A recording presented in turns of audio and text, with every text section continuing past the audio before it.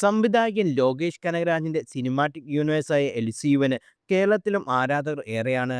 എൽസിയുവിന്റെ ഭാഗമായ ഓരോ ചിത്രങ്ങളും കേരളത്തിലടക്കം ബ്ലോക്ക് ബസ്റ്റർ വിജയമാണ് സ്വന്തമാക്കിയത്. കമലഹാസൻ, വിജയ്, സൂര്യ തുടങ്ങിയ തമിഴിലെ സൂപ്പർ താരങ്ങളെല്ലാം തന്നെ എൽസിയുവിലെ ചിത്രങ്ങളിൽ വിവിധ കഥാപാത്രങ്ങളായി പ്രത്യക്ഷപ്പെട്ടിട്ടുമുണ്ട്. എൽസിയുവിൽ ഏറെ ആരാധകരുടെ കഥാപാത്രമാണ് വിക്രം എന്ന ചിത്രത്തിലെ സൂര്യ തകർത്താറിയ റോളക്സ്. മിനിറ്റുകൾ മാത്രം സ്ക്രീനിലെത്തുന്ന കഥാപാത്രം ചിത്രത്തിന്റെ വിജയത്തിൽ തന്നെ നിർണായകമായി. ഇപ്പോഴത്തെ റോളക്സിന്റെ വേഷത്തിൽ കൊടൂര വില്ലനായ മലയാളത്തിന്റെ പ്രിയതാരം ടൊവിനോ തോമസ് എത്തുന്ന ഒരു AI വീഡിയോ ആണ് സോഷ്യൽ മീഡിയയിൽ വൈറലാകുന്നത്. ടൊവിനോയ്ക്ക് വേഷം നന്നായി ഇണങ്ങുന്നുണ്ടെന്നാണ് കമന്റ് ബോക്സിൽ ആരാധകർ കുറിക്കുന്നത്.